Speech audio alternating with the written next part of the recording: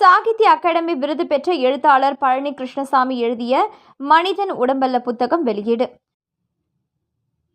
கோவை மாவட்டம் பொள்ளாச்சி பகுதியைச் சேர்ந்த தமிழாசிரியர் மற்றும் சாகித்ய அகாடமி விருது பெற்ற எழுத்தாளர் பழனி கிருஷ்ணசாமி எழுதிய மனிதன் உடம்பல்ல பெரியசாமி தூரனின் பண்பாட்டு பங்களிப்பு எனும் நூல் வெள்ளிக்கிழமையன்று கொடிசியா வர்த்தக வளாகத்தில் நடைபெறும் கோயம்புத்தூர் புத்தக திருவிழா நிகழ்வில் வெளியிடப்பட்டது.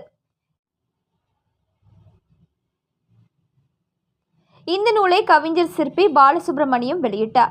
புதுமலர் பண்பாட்டிதழின் ஆசிரியர் கன குறிஞ்சி மற்றும் காலச்சுவடு அரசியல் பண்பாட்டிதழின் பொறுப்பாசிரியர் நா. சுகுமாரன் இந்த நூல் குறித்து உரையாற்றினர். நிகழ்ச்சியில் கவிஞர் சிற்பி பாலசுப்ரமணியம் பேசுகையில், பெரியசாமி தூரன் என்பவர் 20ஆம் நூற்றாண்டில் வாழ்ந்த ஒரு மிக பெரும் ஆளுமை எனவும் அவரை தமிழ் சமூகம் அவசியம் அறிந்து கொள்ள வேண்டும் எனவும் கூறினார்.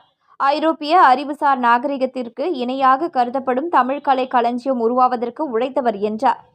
பெரியசாமி தூரன் ஒரு சிறந்த கவிஞர், சிறுகதை எழுத்தாளர், குழந்தை கலை களஞ்சியம் உருவாக்கியவர், நாட்டுப்புற இலக்கிய நூல்களை எழுதியவர், தமிழ் இசை வளர காரணமாக இருந்தவர், ஒரு சிறந்த கல்வியலாளர், இதழ் ஆசிரியர், முற்போக்கு சிந்தனை கொண்டவர், மொத்தத்தில் அவர் ஒரு பன்முக திறமை கொண்டவர்.